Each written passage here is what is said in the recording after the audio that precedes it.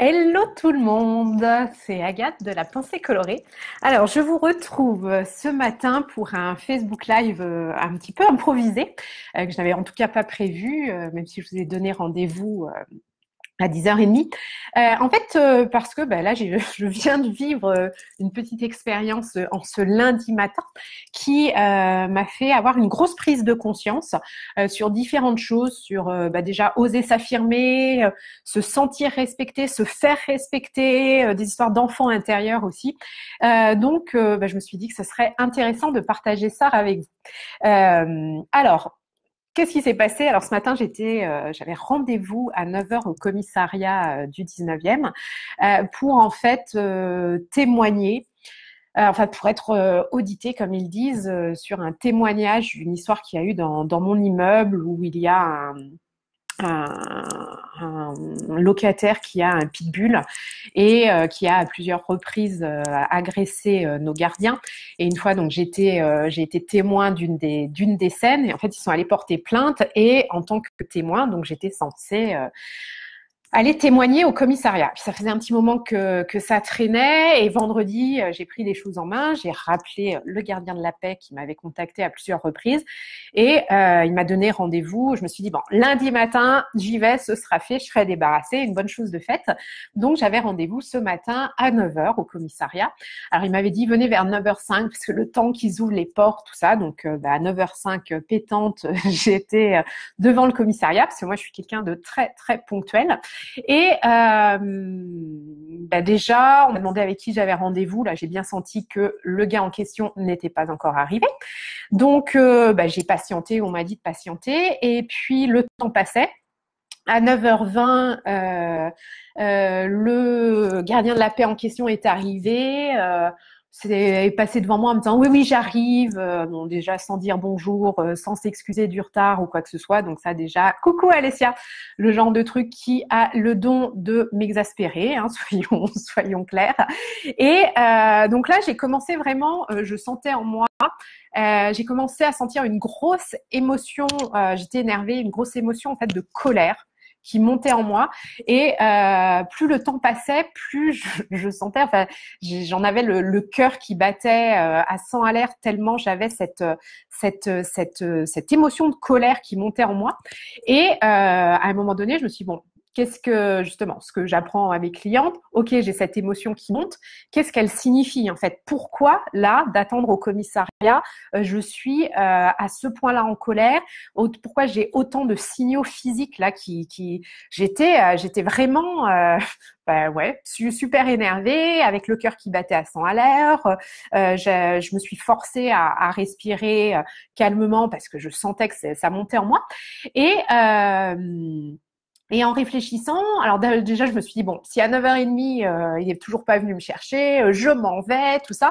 Puis j'ai réfléchi justement à ce que ça signifiait en moi. Cette colère, en fait, là, ce qui n'allait pas ce matin, il y avait deux choses. Déjà, de m'être dit, ok, je me force à aller au commissariat puisque c'est eux qui me convoquent, tout ça, j'y vais.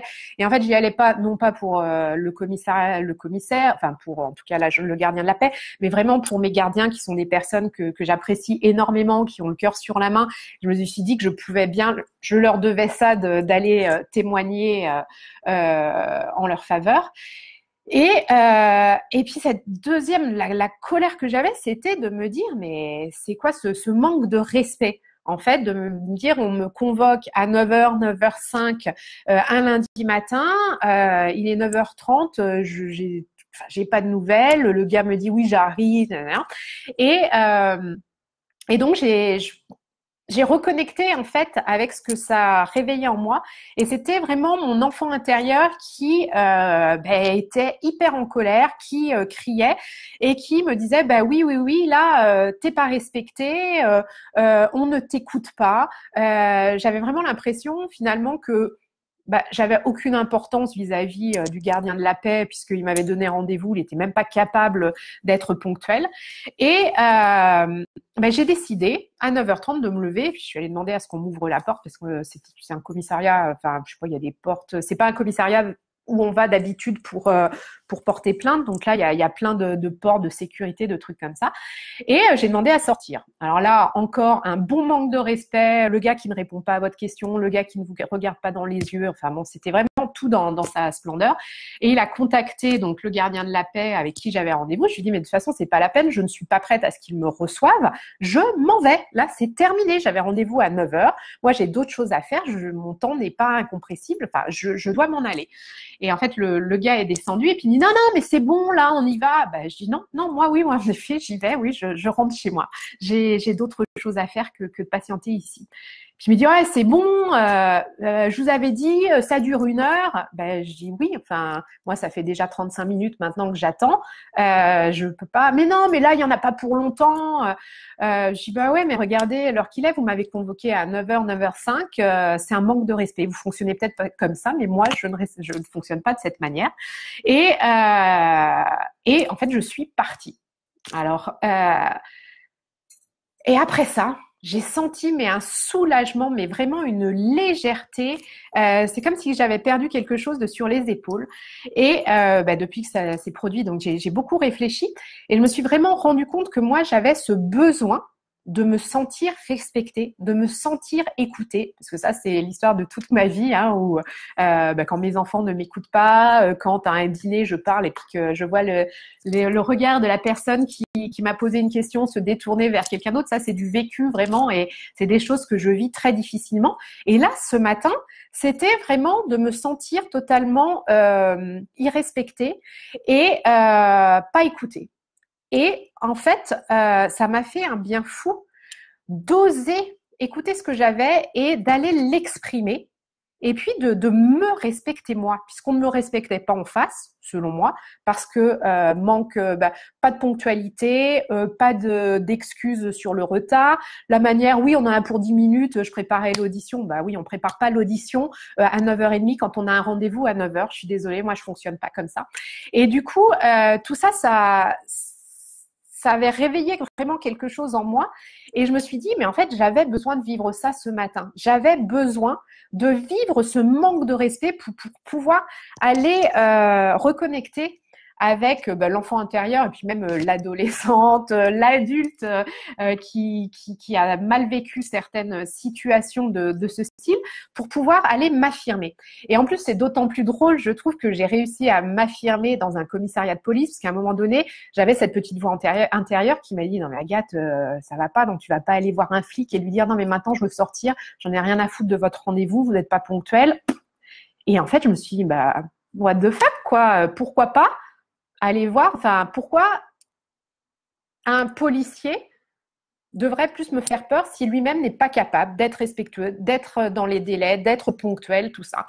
Et en fait, je trouve que ça a d'autant plus de sens pour moi, l'action que j'ai menée ce matin en osant écouter mon besoin d'être respectée, en osant aller m'affirmer et le faire dans un commissariat. Alors en plus, il y a deux choses que j'ai envie de partager avec vous parce qu'après, je suis sortie du commissariat et j'avais cette espèce de soulagement d'avoir vécu ça. Puis je me suis dit, ah ouais, par contre, c'est pas très correct vis-à-vis de mes gardiens parce que je faisais ça pour eux. Et je me suis dit, de toute façon, je vais aller les voir puis je vais aller leur expliquer la situation.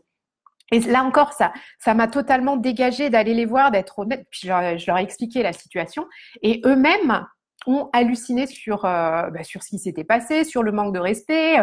Eux-mêmes m'ont dit, mais attends, en plus, tu prends rendez-vous le lundi matin, ce serait en fin de journée qu'ils aient pris du retard, ok, mais là, ils commencent en même pas te recevant à l'heure. Donc, ils étaient à fond, en fait, de mon côté, à comprendre ce que j'avais vécu et à m'encourager. Et puis, c'est même eux qui m'ont dit, en plus, ton témoignage, ça va pas apporter grand-chose, ils ont déjà pris la plainte. Et donc, je me suis sentie, mais vraiment complètement libérée. Coucou Marie. Ça m'a vraiment allégée de tout ce poids. J'avais plus aucune culpabilité, même vis-à-vis de mes gardiens. Et puis après, j'ai vraiment réfléchi en reconnectant en fait avec ce que j'avais pu vivre aussi comme autre moment en fait. Pourquoi ce moment d'être dans une salle d'attente, à attendre pourquoi ça réveillait ça en moi. Et je me suis dit, en fait, j'ai reconnecté avec ce que j'avais vécu dans le passé. Et moi, j'étais commerciale pendant de nombreuses années. J'ai été consultante en cabinet de recrutement et c'est surtout dans mon expérience de recrutement quand j'avais rendez-vous avec des personnes des ressources humaines qui avaient, alors pas toutes, hein, je vais pas du tout faire de généralité, mais il y en avait quand même un paquet qui, c'était dans leur petit jeu en fait de vous donner rendez-vous à 14 heures par exemple et puis de ne vous recevoir qu'à 14h45, vous poireautiez dans la salle d'attente, dans le hall souvent de la grande boîte où vous aviez rendez-vous. Et moi, c'était une frustration énorme parce que moi, j'étais ponctuelle, j'avais toujours tendance même à être en avance. Mais qu'on ne me reçoive pas à l'heure, et puis toujours la même chose, des personnes qui vous reçoivent avec 3/4 d'heure, 1 heure de retard sans même s'excuser. Et en fait, j'avais une énorme frustration parce que je me sentais en fait en position basse et en tant que prestataire, on allait voir un client, j'avais l'impression que je ne pouvais pas dire excusez-moi, mais là, il y a un manque de respect. En fait, je m'étais jamais positionnée comme j'avais envie de le faire. Donc, j'avais cette frustration en moi qui remonte à 15-20 ans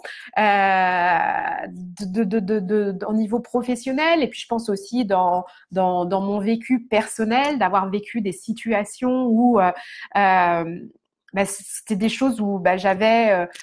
moi, j'ai un grand besoin de justice aussi et plein de petites situations où plutôt que d'oser m'affirmer, je fermais ma gueule et puis j'attendais que ça passe. Et je pense que ce matin, cette expérience de vie, elle était là pour moi, pour me libérer de tout ça et oser m'affirmer, oser me faire respecter, oser dire les choses.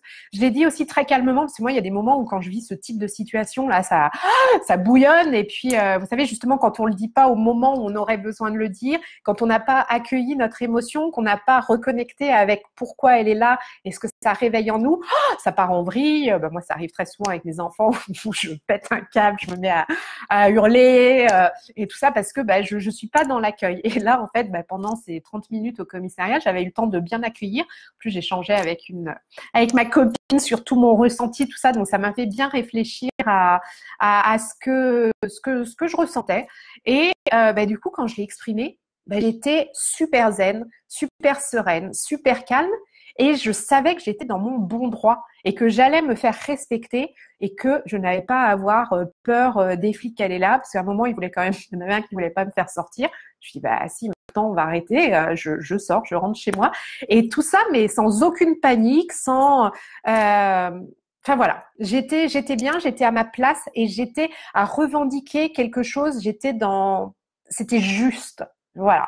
Donc j'avais vraiment envie de partager ça avec vous et puis quasiment sur le moment parce que je pense que ça a d'autant plus d'impact et pour vous dire l'importance, voilà, là j'ai vraiment vécu ce que j'explique toujours, il y a une émotion qui vit, qui monte, accueillez-la et allez comprendre pourquoi cette émotion est là, pourquoi elle a tant d'importance. Il y a des gens qui seraient allés attendre dans cette salle d'attente en se disant tiens, je vais être sur mon téléphone. Moi, c'est vrai que c'est le lundi matin, j'ai jamais de rendez-vous professionnel. Mon lundi, souvent, c'est ma journée où j'ai pas de rendez-vous de coaching, tout ça. Donc, je suis souvent assez zen. Mais non, là, moi, j'avais vraiment non, ce n'était pas possible. J'avais pas que ça à foutre d'attendre une demi-heure au commissariat du 19e. Et voilà. Et c'était pour vivre ça et puis le partager avec vous. Voilà, donc écoutez, n'hésitez pas à me faire vos commentaires quand vous regarderez le replay. Et puis vraiment, ce que je vous engage à faire, c'est accueillir vos émotions et puis n'oubliez pas la personne la plus importante à vos yeux, celle que vous devez respecter, que vous devez faire respecter, c'est vous-même. Donc si à un moment donné vous avez un besoin qui monte en vous, écoutez-le, accueillez-le. Et n'hésitez pas à vous sentir dans ce bon droit. Voilà, écoute, merci Alessia. Je trinque avec ma belle tasse orange. Je me faisais mon petit café. Je me suis dit, ce serait le moment idéal pour faire ce live. Et écoutez, je vous souhaite une magnifique journée. Et puis, osez, affirmez-vous, respectez-vous. C'est primordial pour se sentir bien. Puis comme je vous le disais, après... moi, j'ai toujours mal aux épaules, au cervical, à force de porter des choses. Et là, j'ai vraiment l'impression d'avoir déposé des choses que je me trémalais sur le dos depuis de nombreuses années. Voilà. Je vous embrasse et je vous dis à très vite. Bye bye. Oups là.